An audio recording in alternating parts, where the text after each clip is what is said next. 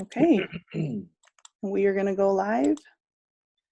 3, 2, 1. Hello, good morning, Reset sisters, and any guests that we have on with us today. My name is Lynn-Ann, and I'm the founder of Divine Reset. The purpose for Divine Reset is to help empower women to remember how amazing, awesome they are as divine beings. And no matter what chaos is happening in your life, no matter what your financial circumstances are, your marital status, health issues, health problems with children, or rebellion, or whatever is going on in your life, that you are divine. And so the purpose for that is we want to help you to be empowered and to be happy, find peace, reduce your stress. And I have started something every Tuesday called Inspiration Series. And I have a wonderful guest, one of my dear friends. I'm really honored that I know Mr. Kenyon Curtis and that he is our guest today. And he has a very important message that is going to really help you shift how you think about yourself and help you to just get a handle on your own happiness, because a lot of it is really up to you. And so, Kenyon, thank you so much. He has a wealth of knowledge, and I'm so excited to have you here. You bet. Thank you. Well, thank you for having me. I always love anything that you're involved with is usually something super positive, helpful, supportive, really just about building other people up. And so, yeah, anytime Lynn-Ann calls, I'm like, all right, what do you got? Let's go to have some fun. Thank you. All right. So now, forgive me, Lynn-Ann, you want me just to like share some things and I obviously want to get into some like a little bit of Q&A. Like if anyone has some questions, will you be able to share those with me as they come up? Yes, I will. Okay. Because I know we initially were talking about, maybe a couple things. One is understanding and how to deal with in a different way and potentially even overcome. I'm always cautious with how I talk about this because I know people do have some strong emotions about it, but how to overcome depression and how to crawl out of that hole. One of the reasons I think that Lynn-Ann says I'm an expert is because I used to be there myself. Had really bad depression, and so did my wife. I would say that she had it a lot worse than I did. And but we've both come out of that and are in a totally different place now as far as happiness and those things go. And a lot of that does help is understanding how you talk to yourself and what it does, what it creates, and what to say to yourself instead. Because that was one thing that I was always looking for, because I knew I had these horrible voices in my head and I didn't know what to do about them. In fact, there was an audio that I got from I'll remember the name probably in a minute, but I think I still even have it on my phone. It was one thing that I used to listen to, and I used to have it on, I think I even had it on a cassette tape, which was, and it wasn't too long ago, but it was still a cassette tape. And as long as I played this audio every day and kept the concepts front of mind, I was doing pretty good. And the frustrating thing for me was that if I went like 3 days, 2 or 3 days, or a week or two without listening to this audio, I would just like sink right back into my hole. And I thought, well, maybe there's just no way out. Maybe this is just something that I have permanently, and there's nothing I can do about it.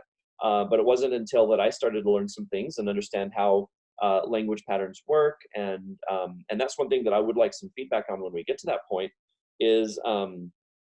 Who can share something like, what do you currently say to yourself, and let's show you how to flip that around into something that is way more positive and will I guess really empower you, because that's one of the things that Lynn-Ann is very strong about, is how to empower yourself.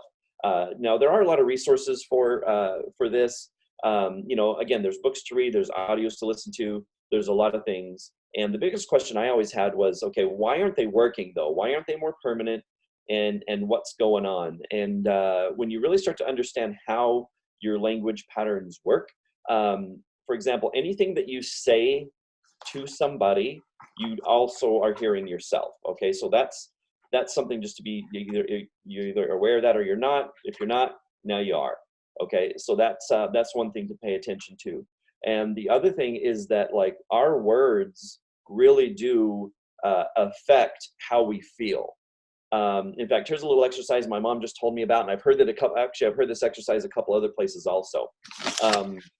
Let's say that, and I don't know how many of you are working, but what's today? Today's Tuesday, and let's say that next Monday you are not, let's say that if you do have a job, if you don't have a job, let's say there's something that you normally do on a Monday, and let's just say for some reason you're not going to do that thing. And we can talk, we're going to say it in a few different ways and pay really close attention to how you feel or how you respond to the words being used, okay? For example, let's say that you say, I have to take off Monday, okay? I have to take off Monday. Let's say that even it's just from the gym or from taking the kids to school or from making lunch or from whatever it is, again, from work, whatever you have next Monday, just say, I have to take off Monday. And just pay attention that like that have to is obviously the key word. So what does saying I have to take off Monday, how does that sit with you? Does it sit like, even it sounds like a good thing, right? Like you're taking off on Monday. Maybe you're going to Disneyland, but you're like, I have to take off Monday to go to Disneyland. You almost made it a chore because of the have to word. Right? And then let's say, so instead of I have to, now you can change that up and say, I need to, right? I need to take off Monday. I need to take off on Monday. And just pay attention to how that makes you feel. It may be similar to have to, it may be a little different, but here's something again for you just to take notice of. How do you emotionally respond to or react to or feel about hearing it that way? All right. The third way is I want to take off on Monday. I want to take off on Monday. And just pay attention to how that, again, what is your response to that? I want to take off on Monday. And then the fourth one is I am going to, okay? I am going to take off on Monday. In fact, I don't know about you, but I actually feel like bringing a little bit more tonality to that one. For me, that feels like it's a little happier. Like, hey, I'm going to take off on Monday. Like, it sounds like a much better thing. I don't know about you. For me personally, that sounds like a much better thing than I have to. I want, I have to, I need to, or even I want to. Like, I want to is a good thing, but to me, that just sounds maybe more hopeful. Like it might not really happen. Yeah. So, all right. So, Lynette, do you have any feedback on that, or how do you want to do this? Do you want to chat a little bit? I could talk for hours, but I don't need to. Oh, can't hear you. You're muted. You're muted. Oh, there you are. All right. I'll break you up a little bit because you talk so fast. No. Oh my goodness. Okay, so as you were saying those things, I was feeling, I was taking it in, and you're absolutely right. And so I think recognizing the words you say, but also people, whoever's listening, you have to pay attention to your feelings. You've got to be aware because that is your guide. Absolutely. Well, because sometimes what happens is we just get talking, having conversations, and sometimes there's all kinds of emotional up and down on all over the place that can happen because of what's being said, because of who's saying it, because of how it's being said, because of the mood you're in, because of what's going on. And sometimes we really experience just like a wide range of emotions in a very short amount of time in a conversation, yet we don't slow down and take a look and pay attention to, okay, what was really going on here? Why did I leave that conversation feeling this way? Even if it's a good thing. Like, look, even especially if it's a good thing, if you leave a conversation feeling really good, you're going to want to stop and find out, okay, replay that. Okay, what was said in that conversation that helped me feel good? Okay, and then like swipe left, whatever, and here's another conversation. And okay, well, this one made me feel uncomfortable. Well, what about it that was said that made you feel that way? Okay, now I say make you feel that way. That could maybe, I don't know if that'd be another conversation or not, but it's also pay very close attention to sometimes we are bothered by things that we just don't need to be bothered by, okay? That's probably an entirely different conversation, right? So let's especially for women. Yeah, right. Yeah, for sure. So I'm glad you said that. I didn't say that, right? But no, let's just stay focused on how we talk to ourselves. So there is a really good book called What to Say What to say when you talk to yourself, I think is what it's called. You Mm-hmm. remember that one? What to I've heard say that. when you talk to yourself. I think the guy's name's like Aaron Stedler. I don't know. He has kind of like a weird last name. And I think it's Aaron somebody though. But that what to say when you talk to yourself is a really good one. It's a good resource. And I really like it because it walks you through like a stage of learning, like what to understand about it, similar to what we're doing right now. Understand that words do affect how you feel, and Mm-hmm. then address, okay, how you currently talk to yourself and what it's creating, and then how to flip it around. So we'll get to how to flip it around pretty quickly because, for example, like I know a lot of there's just so much that we can say and right maybe say to ourselves in our heads, think to ourselves that is very damaging and keeps us where we're at. For example, there's things that you say that might be something like, well, why do I keep doing this? Why does nothing work out for me? Why do I keep, here I am doing this thing again? And a lot of those things that we say, they are like those words literally actually are designed just to perpetuate the challenge that's going on. And that was one of the things that I remember I used to say is like, for example, like, why can't I just get better at this? Why can't I get better at this? Why can't I get better at this? And when you start to understand how the subconscious works, anytime you say, why can't I get better at this? It's a reminder that you're not very good at it. And so really what your subconscious is hearing is, you're not good at this, you're not good at this, you still haven't figured it out yet.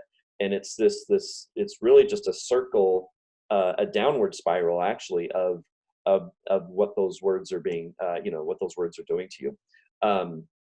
Like I know that, for example, and that in forgive me, a lot of men, yes, but it does seem to be more prevalent in women, that women are very hard on themselves, very judgmental of themselves, and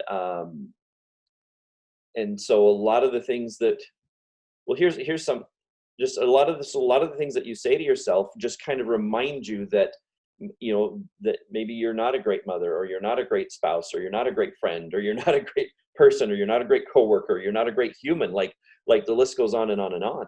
And so the important thing is to understand that in order to help you um, be more positive and come out of it, one of the things you want to do is give yourself half a chance. There's a little concept that I came up with that I shared a few different ways, is that understand that two things can be correct at the exact same time. And so this is going to let's address like the feeling or the emotion of it, and then let's address the words of it, of how to be more positive about it. So one of the things that is, I should say, two of the things that are correct at the exact same time that helps any human with this, is to understand that where you're at is okay. It's totally fine where you're at in your progress as, let's just say, as a human, okay? Where you are at as a person, with all of your strengths, with all of your frailties, with all of the positive things, with all of the things that are not so positive, with everything that like who you are as a being right now, it's totally fine. There's nothing wrong with any of it, because one thing that I've learned, and this is a principle that I live by now, is that where you're at right now is perfect. Everything you say and do and act is perfect, because it's all based on what you currently understand and know and have knowledge about. So it's totally fine. There's nothing wrong with it.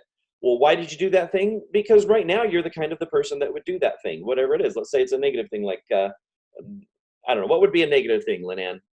Or can we just use whatever for right now? Yeah, you know what? A negative thing, well, I guess negative is also another topic, right? Right, Because you have to give yourself forgiveness for where you are. right. Um, what about you're on a diet and you've had a really Okay. stressful day Yeah. and you binge on something? Okay, great one, great one. So yeah, let's say you've been on it for 3 days, 3 months, even 3 years, and all of a sudden you have that day or that hour where you're just like, screw it all, and I'm done, and I throw in the towel. I'm just going to eat like a pound of cheesecake or whatever. And so at that point, that is usually a time that a person will beat themselves up and say, look, you failed again. Like, how could you? How dare you? Like, you were so committed, and now you're not committed, and it's just like this vicious cycle of beating yourself up. And that's where I say, look, but what you did is totally fine. there's nothing wrong with what you did. You want it, but, and here's where the other side of it comes. Remember, the two things that are true at the same time. One is you're totally fine where you're at. And here's the other thing. You're also not okay where you're at, but you're not okay where you're at, like in a bad thing, like you're doing something wrong, just that you could be doing better. Okay. It's a very positive way to look at it.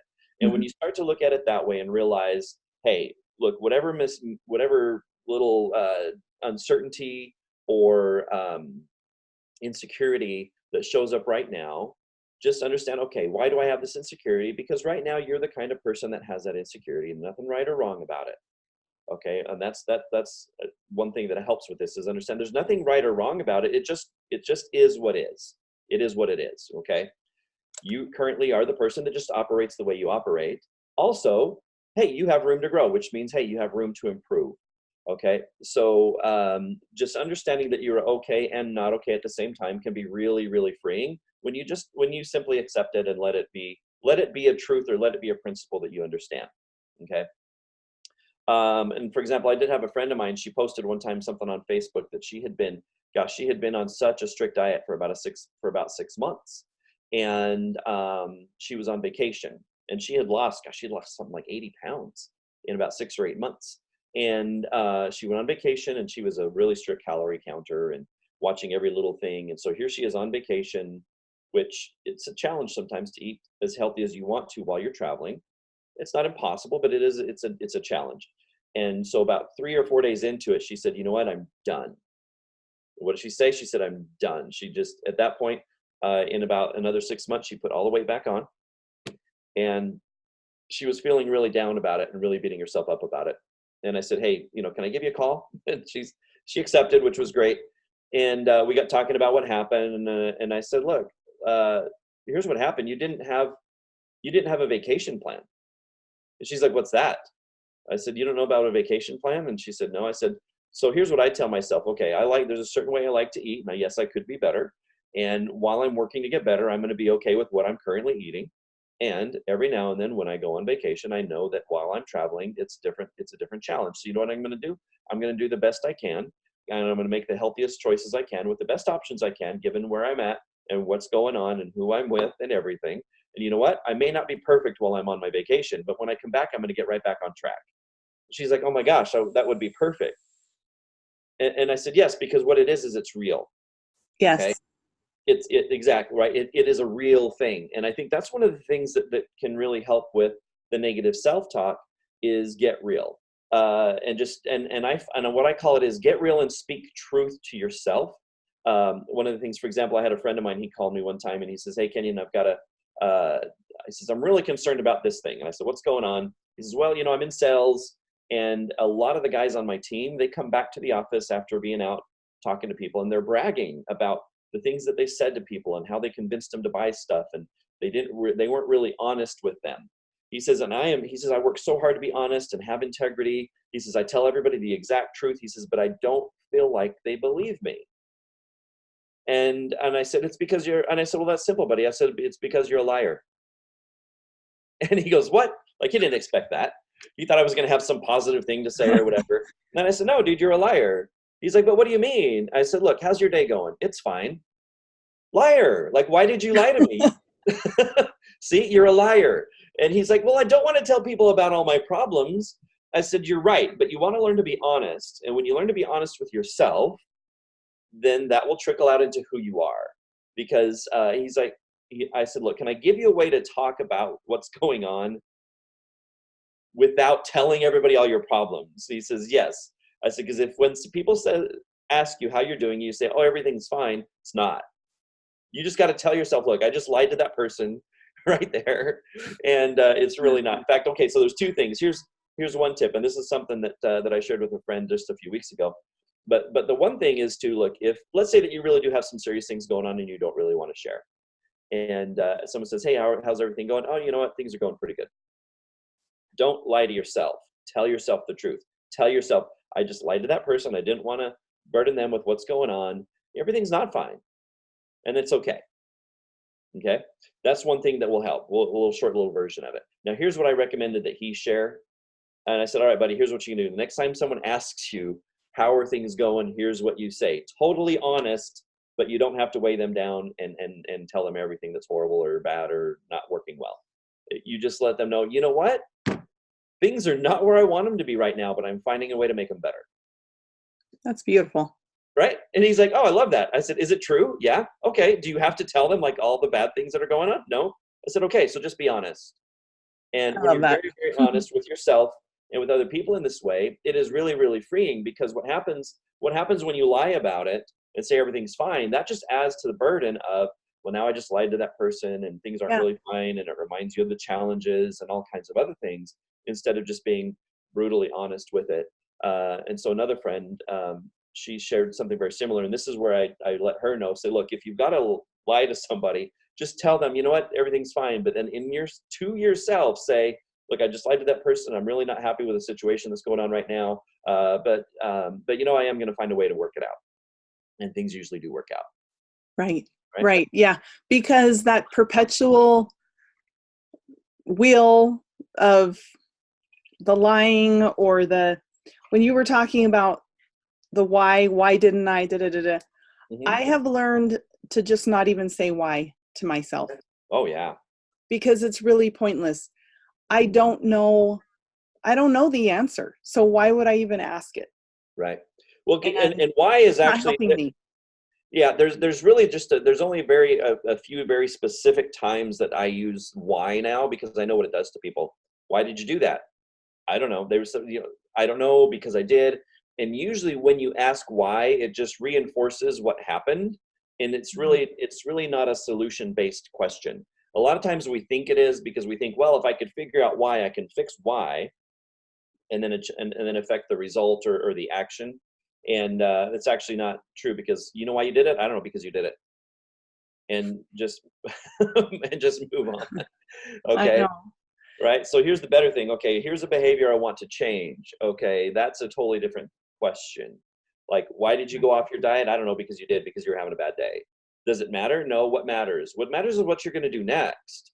Why keeps you in the past? It does, again, why tries to fix the past and you can't really fix it? It's usually better just to say, hey, you know what? There is a thing that happened. You know what I'm going to do next? I'm going to find a way to be better. Yeah. Go ahead. Did you have any comments on that, or? You know what? That's beautiful. Our time is up, and I really think definitely your inspiration with our inspiration series, to really be aware of the words that you use and how they're making you feel. And then when you walk away from something, you have control of what you're telling yourself. Mm-hmm. And so you definitely acknowledge if you need to make a correction in a conversation you just had. You need to make a correction, so you're honest with yourself, because that perpetual, there's so many things that we say that we have no control over. And so we need to honor and recognize what we do say, so that we can put ourselves back in a safe place and love ourselves. Yeah. Yes. Good. So Kenyon, I don't know if you, I know that you're not, well, I don't know. Are you helping people on personal calls? If somebody wants to reach out to you to get some guidance, is there a way for them to reach you? Yeah, absolutely. I've got let's you and I connect on how what that would look like, and then you can share it with the group. Okay. Okay. Because definitely, like, that's one of the things I do love is helping people one-on-one, because, um, and again, if I can help somebody, then maybe they can help somebody else, and we just got to help spread it out as far as we can. Yes. Okay, that's so wonderful. Kenyon, thank you. I'd love to have you on again in a couple of months. So Oh, you bet. Anytime. we can talk about that other thing.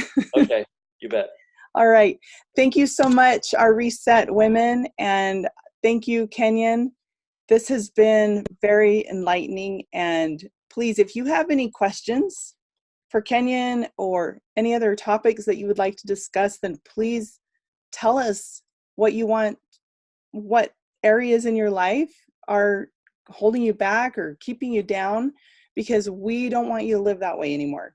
There's no need at all. And we will show you some tools so that you can get in control and find that peace and happiness that you desire and that you deserve. Because when you're happy, you're going to touch so many people, and it'll make the whole world a better place. And with that, I'd like to say goodbye and thank you for joining us.